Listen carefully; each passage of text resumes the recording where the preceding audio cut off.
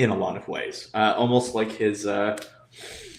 There's a joke in there somewhere. I'm not going to make it. I'm cutting this from the pod. I bombed that one bad. But he's just like he.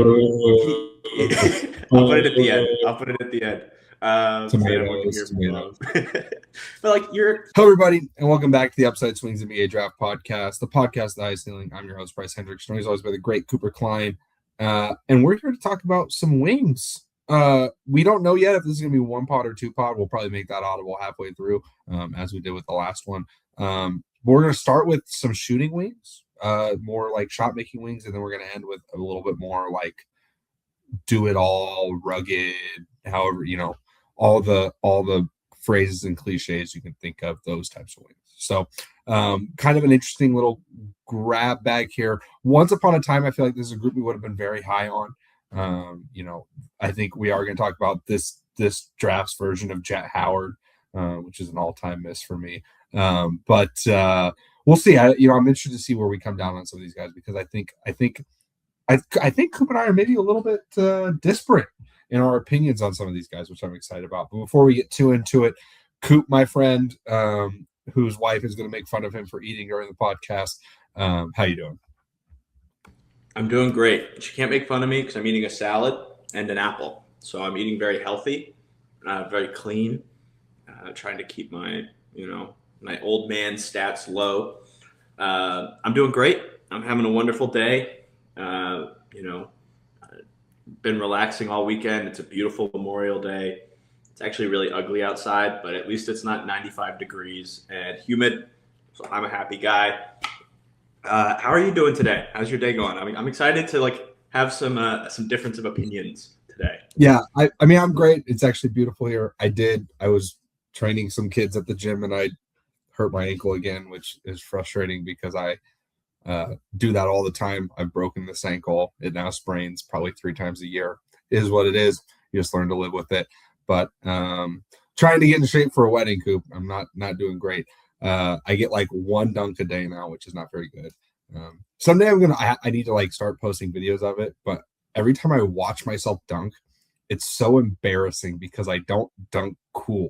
I have to wheel the ball up and I'm barely touching it in, and it takes every part of my I have to maximize every part of my movement, and it's really rough. It's not, and I'm not, 2-foot leapers I think are really aesthetically pleasing, even if they're barely getting up.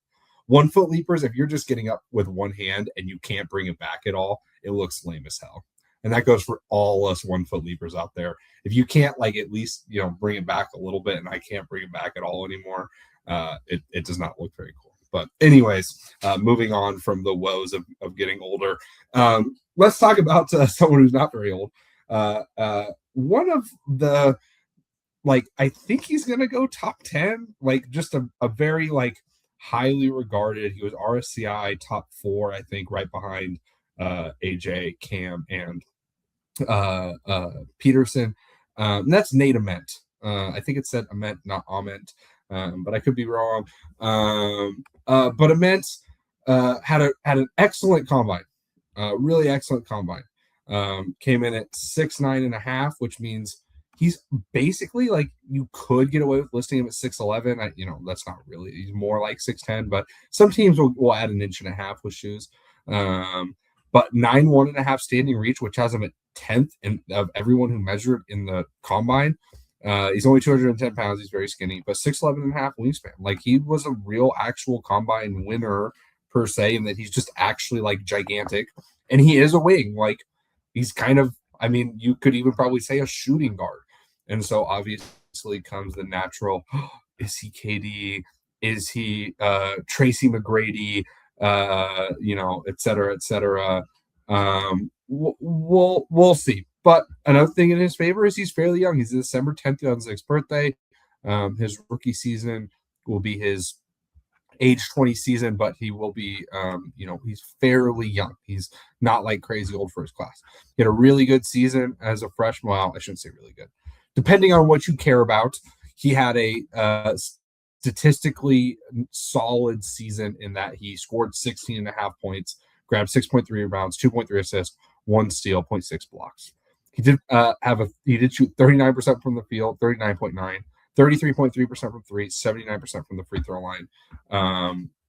He did have 2.3 turnovers per game as well. Some worrying stuff there, some more advanced stats. 7.2 BPM, pretty good. 113 offensive rating, 27.8 usage. Those are okay numbers. 45.2 effective field goal, 53.4 true shooting. Neither of those are particularly good. 14.8 assist rate to a 16.2 turnover rate. He had a 1.0 assist turnover, basically completely even. 6.7 offensive rebound rate, 70% defensive rebound rate. Those numbers are okay. He was playing legitimately the three for this team. There were always two other bigs on the floor, for whatever that's worth. 2.7 block rate, 1.9 steal rate. Those are very reasonable defensive playmaking numbers, especially 2.7 block rates, considering he was playing with another big all the time, is solid. 57.8 free throw rate is good. 13 dunks, take it or leave it. Not great, but not the end of the world, right? But 51.8% on 114 close twos, not good. 37.3% on 177 long twos. That's a lot of long twos. 79% from the free throw line, did take quite a few, and then shot a good amount of threes, 7.9 per 100, 33.3%, used 46 for 138. For what it's worth, a big thing with Ament is that his numbers fell off against top 50 comp somewhat, starkly. He was not particularly effective against top 50. Which again, I think we've had this discussion, can be overrated. It can be something that is not super valuable, in my opinion, in that it's super small sample. But sometimes it can be nice to have something that kind of backs up the film a little bit. He shot even worse from close to, way worse from long two. Actually did shoot better from three, for whatever that's worth. But the block rate and steal rate both fell off a little bit. The only thing that is positive is that the turnover rate fell down, but his efficiency overall was down, his usage was down, and I think an important thing is his rebounding rates were down against top 50. So there's definitely some concern there for me against top 50. Coop, what stands out about the statistical profile with the men? I mean, without free throws, Ament was a pretty not useful player in a lot of ways without getting to the free throw line, where he did knock down a lot, like almost 80% as a legit 6'9" guy. Great indicator. I think he was like really good at shooting free throws and getting to the line. But I think you could really see both in the stats and in the tape that as soon as you put him up against real NBA level or even sub NBA level defenders and strength level guys, he really struggled. And without being able to get to the line, the rest of his game sort of folds in on itself. He's a huge human, legitimately 6'10", in shoes, with a 2.7 block rate and a 1.9 steal rate. There's a lot of worries there, and those numbers just do not hold up against better comp. He was just so easily stymied. And there's nothing else that really stands out there to really balloon him in terms of like, oh, there's a special skill here that I can also hold on to. And we'll dig more into the value of everything. But other than the free throws, there's nothing special here. And that's a huge worry. Yeah, I think, the place to start is definitely with the jumper. For what it's worth, I only have one season of good sample size on his jumper stats. There's some high school stuff on Synergy, some AAU, but like not a lot. He was kind of a little bit off the radar in that sense. So it's kind of more like the Keaton Wagler shooting stuff. But, he actually wasn't a very good shooter this year. Off the catch, he was in the 47th percentile, 33.6% field goal percentage, 49.2 effective field goal percentage. None of those numbers are very good. Off the dribble, 48th percentile, 38.1% field goal percentage, 40.7 effective field goal percentage. Those numbers are better, but it's obviously indicative that he took a lot of long twos, not a lot of off the dribble threes. The release is slow. It's high, like he's tall. He has a high release, The mechanics are clean, but the base is really inconsistent, mostly because the shot prep is only okay. I think like there's an okay shooting projection in here, but I don't think he's like a bulletproof definite shooter. I think it's a little bit more of like aesthetically he's big and looks like a good shooter than it is that he's actually, a particularly consistent shooter. He's too willing to turn down some open shots, especially if he's missed one. I didn't love his ability to move off the ball at all. In fact, I thought there were quite a few times where I thought he was actively very bad in terms of his off ball movement. He's willing to try and flow into some actions, but like we're going to talk about this, but something that separates like really high level off ball shooters right now versus not is how physical are you willing to be? Are you willing to like set a real screen? Are you willing to like kind of grapple with your arms and really win at the point of a screen? And right now, Ament is not. He's really physically soft, and so he struggles to actually like get into these looks with any type of real efficiency. I think that, like, to me, honestly, like, I think the sell of like offensive star is just like not at all the case. Like, that's not who he is. This is maybe a bit of a spoiler. I don't want to get too ahead of ourselves, but I think the sell is actually like 3-and-D wing who can be this gigantic guy who can actually kind of guard the point of attack. And I want to wait to talk about that, but I don't know. There wasn't anything here offensively that I latched onto. I thought he was a pretty bad driver. For what it's worth, like even though he was a horrendous finisher, like I do think he has an okay first step. But he's all right-handed as a driver and as a passer. Everything he does, he wants to get to a strong hand. He doesn't really have a lot of comfortability getting to that left hand at all. Again, not a crazy athlete.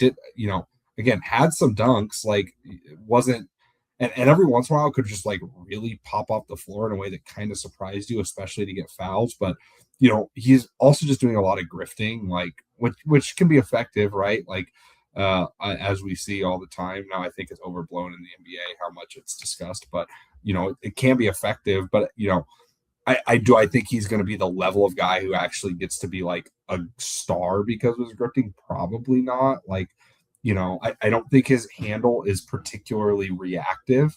I think what the bet is that as someone who can make open shots and then can attack a closeout in a straight line and is skilled enough to be like the third or fourth guy offensively without, cratering things for you, can make some schemed passes. The problem is like he can't really pass out of attacks much at all. He's kind of just like once he gets going in one thing, he just can't really like adjust out of it. And again, I don't think like I don't really comfortably project a lot of movement shooting there. So I don't know. Is there anything else that you really latch on to offensively that you feel like I'm missing here? No, he's just really skinny, and so a lot of what he actually does is so easily walled up by stronger, smaller players who can just get into his, get under him, right? And that is really hard. As like a tall perimeter creator, I think we always think of like, oh, the size to just go up and over anyone. And it's like, well, A, he doesn't have the touch to do that. And B, I don't think he has the burst to get around or like the craft to get around truly NBA level smaller defenders, like these smaller, stouter defenders. I think really, really troubled him.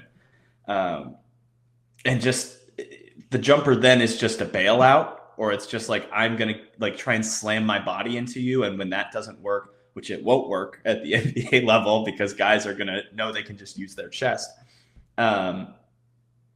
It's just not the same. And like I was talking about with the stats a little prematurely, without the threat of the drive, the rest of his game very much just it doesn't exist, right? He doesn't have an impact on the floor. The shot is not there well enough to,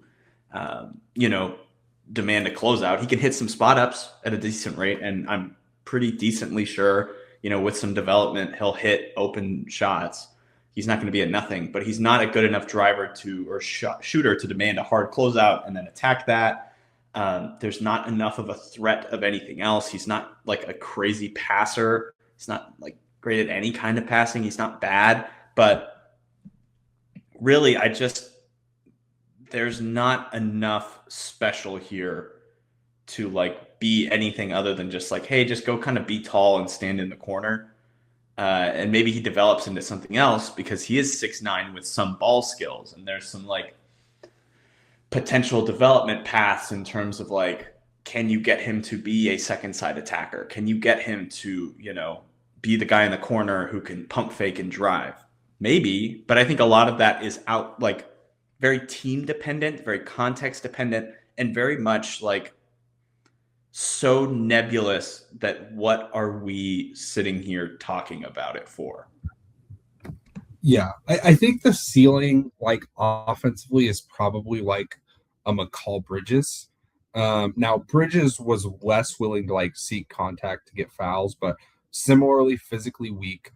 Bridges better vertical athlete, like especially as a cutter that shows up more right running the floor. He was the harder, his motor ran hotter, but obviously he was also like very old.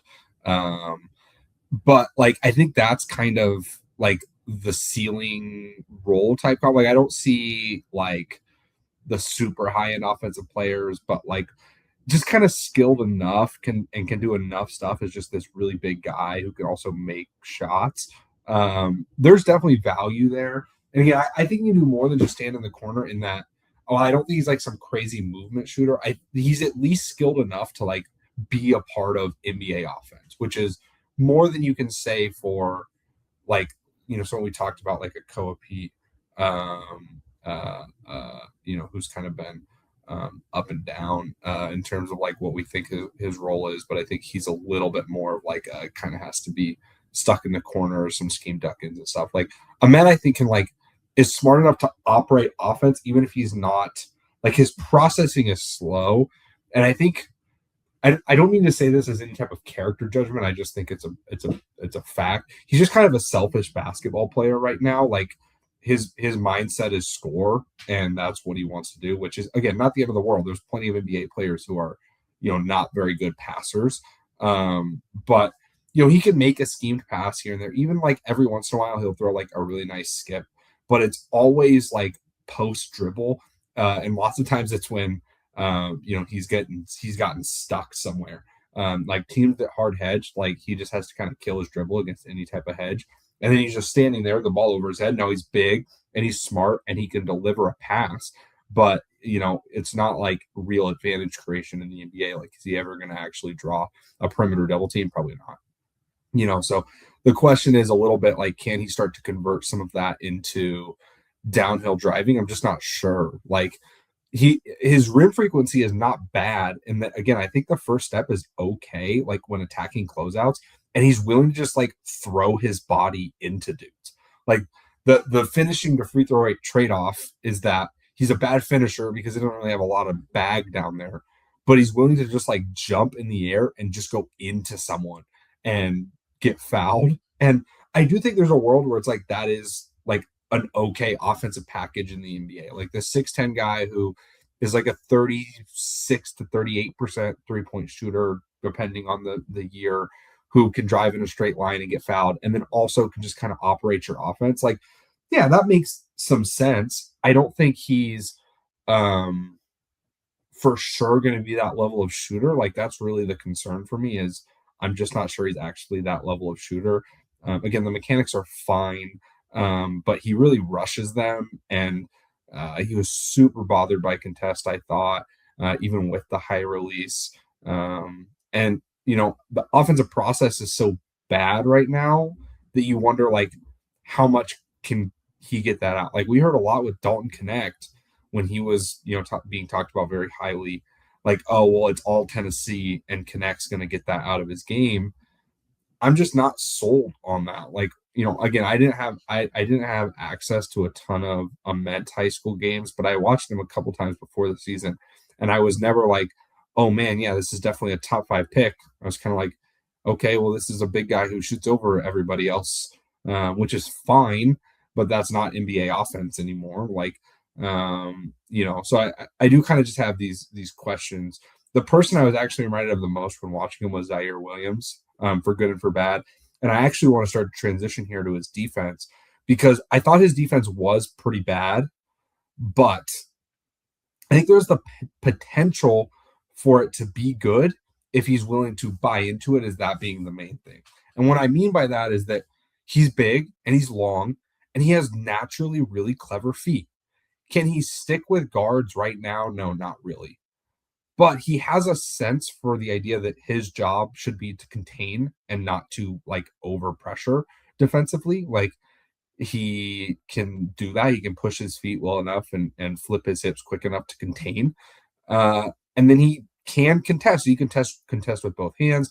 Again, that block rate was okay. And he blocked shots with both hands. He had left hand blocks, right hand blocks. Like there's all these little things defensively that actually kind of pop in a way that excite me, but it's offset by him being really lazy and oftentimes not in the right place and at the center of a lot of miscommunications. I thought this was outside of Akpara, who plays really hard and covered up a lot. This was the worst Tennessee defense I've seen in a while. That's usually Rick Barnes' thing. And I thought this team was really disconnected defensively and pretty rough overall. And I thought Ament was kind of at the center of a lot of the bad mistakes. And it kind of seemed like he was the guy getting his ass chewed the most. There were times where even if he was going okay offensively, he'd sit the bench for an extra minute or two because he was kind of blowing stuff on defense. Like, so it's tough for me to say, like, hey, I think the cell is actually this guy could be a really good point of attack defender when he's shown very little consistency or interest defensively at times. But I do think that he could be a good point of attack defender. And he like, is there a world that this could be the type of guy who could like really in a switch, like, or even, I even think the foot cleverness is okay enough that he could get through screens at the point of attack. Like, is this who you might want guarding a lot of opposing guards? Now, his strength is going to be a real concern, his ability to handle bumps, but his length can overcome that when guarding someone like a Brunson or, your non like wing creators, right? Like a Cade, he'd probably really struggle with. But at his more maximized outcomes, I bet he does really well on like a Kyrie or like, a Brunson, like I said, or a Trae Young or a Tyrese Halliburton or those kinds of guys where it's like those guys aren't going to win with like strength and they don't who also have the size to elevate over him. Like he's gonna be able to stick with them enough that even if they get bumps and get space, like he's gonna be big enough to kind of contest. Like I think there's something there, but I thought the off-ball defense was really bad. So, anyways, I'm throwing a lot out there. Coop, how did you feel about him defensively? Like you're saying, I think there's the tools and the basics there. The problem is he hasn't put any of it together at this point. He does not have two good defensive possessions in a row very often. He's just not nearly at the level you have to be at to be in these kinds of conversations. Because if there was the motor and it's like he's messing up like some of the mental stuff, but he's trying really hard and he's really fighting for a lot of this stuff, that's different. But he's not a super high motor or super high feel. It's just kind of like purely tools. So much of defense is just, do you give a shit? And I don't think Ament gives a shit right now. It's not something I would bet on, but I do agree that it is an outcome that could happen, right? I think I think this discussion is really just like, there's so much that he could do that it's a very frustrating watch when he just doesn't do it, right? And he just struggles in so many ways despite the natural tools. Maybe that comes with age, but I do think motor is a skill. And I don't think the motor is up to par to make up for his lack of, he's not strong. He's very weak. And he just he doesn't communicate super well. He does kind of have a low defensive feel. And it makes it really hard to like engage in a conversation about what he could be, right? Maybe I've just been burned too many times by guys who could be game-breaking defenders, and it's like, oh, look at the potential here, and then it never comes together because the only thing that's like a real predictor of the the real defensive impact you're going to have at the next level is how good of a defender you are right now, and do you care? Sometimes that grows, sometimes that changes, but most of the time you can bet on it not. And so are you ready to move over to value, or do you have any last notes on No, Ament? I mean, I just like just to say, like, I agree with you. Again, like, I like the footwork and I like the natural foot speed, and I think all that stuff is super intriguing. But yeah, I mean, at a certain point, like, you can only take bets on so many guys. Like, I can't have like there are more than 30 players who I think have a chance to have an NBA career in every draft. But I'm only gonna have about 23 to 25 that I'm gonna rank as like I actually think this guy is gonna have an NBA career. And so, like, where do I want to take those bets? And it's tough because I don't think Ament is particularly good at anything right now other than drawing fouls. And even that is just like, I'm not really sure how that translates. Like, you know, uh, his version of drawing fouls is not a version I'm particularly enthused by because he's not some great athlete. He just kind of throws his body around. I think he's helped by being so spindly. And in college, you get away with like, if you get bumped and you fall over, you're probably going to get a foul. In the NBA, it's way more likely that if that's Lou Dort, they're going to let Lou Dort get a steal. Like, that's just how it goes. Obviously, that's a tough example because Lou Dort's like a very high level defender. But I'm just like, what does Ament do versus good defense consistently? I'm just not sure. Like, again, I think McCall Bridges is like the higher end comps, but I think he reminds me a lot of these tough shot making wings. Again, this is the type of guy I mentioned this with Chris Senack. I feel like every year we see some version of, and sometimes I like them, and sometimes I don't like. You know, I thought Ace, is fine, is better, but Ace is a better prospect than Nate Ament was for sure. And I was pretty out on Ace Bailey. You know, is he more in like the Will Riley camp? Maybe Riley was a better ball handler, probably, but I'm not really sold that Will Riley is any good at the sport of basketball. Like, you know, Cody Williams was less of a shot maker, but was also kind of in this realm of guy where it's like skilled, young, Pacome Dadier, maybe even more so, like skilled, young, but just kind of, not actually that good yet. There's just these guys come through all the time, and when you're one like bet on skill is shooting plus size, well, the shooting better be real. And I'm just not sold that it really is with the Met. Like, again, like, I think he's gonna make open shots just fine, but like he didn't really show me a ton to buy. Like, I do think there's a lot of little things probably in his form that need fix in terms of, he kind of lets his body splay sometimes, and he does so like he's trying to just kind of access his touch, but I don't think his touch is great. I don't think it's bad. I mean, he does make some tough shots here and there, but I don't know. I also, it's a little thing, but like I didn't love his body language. I didn't love his communication. There's a lot of like bad, just kind of mistakes on film here. So yeah, I mean, I'm with you. What's your value on him? Where do you have him? I have him in my two-way tier. I think I would rather take the swing on a Sanak because at least he's huge and the outlier skill is a little more outlier with the rebounding. And he's like truly athletically dominant, at least in a way I don't think Ament is. Ament literally is just size, not this combination of athleticism and size. He's got some funky stuff there. I think it's worth the two-way. I think you bring him in and you see if you can bring him up and down, have him with the proper trainers on the NBA team, see if you can really develop the shot, see if that's real. Get him in the building, see if you can develop the defense. Can you convince him that like, hey, you need to lock in on defense and hit your threes and bulk up for 2 seasons, and then you're going to get like a real contract in the league. And even if it's not with us, we can get you to that next level that you're not going to reach. I think that's a really interesting swing as like this shot creating next Paul George type. I think he's really bad. So just not my favorite kind of player. I've I've lost the whimsy of my youth when I enjoyed. Uh, oh, but he could be blank, and and I just it's sad. It's a very sad feeling. We started this pod off talking about how old we are, and this is a real indicator of that for me. I'm a little bit higher than you.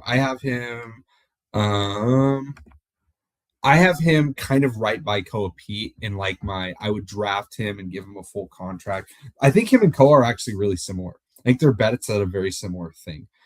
Different in that Koa is more of like your switchable like 3-4 versus Ahmed is more of like a bet at your point of attack guarding 2-3. Both of whom like the bet like they have to make shots. If they don't make shots, they're not players in the league. Um, but I think they're bets at a similar idea that I just don't but with both of them I just don't really buy, but that is valuable enough that I would give them a contract. I actually think so. I definitely prefer Koa because I prefer the strength defensively than the footwork and kind of weird natural foot speed stuff. I think Koa plays a little bit harder, but Ament is probably a better shooter, and so it kind of offsets in that way. But those guys are fairly similar to me. I'm kind of just like whatever with them. I'd rather get them in the second round. I actually feel like both will probably end up at like from 25 to 30, which I'm fine with. I'd be happy to take Nate Ament at 28 if I'm I don't know who has the 28th pick this year, but if I'm a good team and I'm like, I can bring Ament along in a cult, like if the Thunder get Ament, like I would not be surprised if Ament is a good player if he's on the Thunder eventually because they're going to get him to actually play defense. And, again, I think the actualized version of Ahmed is a pretty valuable player. I think there's too many problems to bet on him being actualized. But anyways, are you ready to move on to your guy, Cam Carr? Before we jump to my guy, I will say if the Thunder have stopped themselves from like actually completely ruling the league because of taking guys like Nate Ament, like Usman Jang. It's like you're blowing serious draft capital on these guys who like at their best case outcomes are 3-and-D players, and that is the outcome that we can all hope and pray for as people who want the NBA to be fair and not boring to watch for the next 6 years. Last thing I'll say is be crazy for the Grift King prospect to go to the Grift King team. But again, I think that's a little bit over. That's a little bit overblown with the Thunder, but I gotta get a little bit of hate in. Yeah, I'll mute myself so you don't hear my chewing. I gotta fix my posture a little bit. Goodness gracious! I noticed that in the Steinbach pod. I'm like, dude, I told you editing the Steinbach video is the funniest thing in the whole world. I felt so bad. I was like, I thought you were gonna make me re-record it, and I would have been fair, because and honestly, like it must not have sounded as bad, like, but my dog was so loud in the background, and it didn't really show up even in the bloopers on the pod, but it was it was unbelievable. Anyways, all right.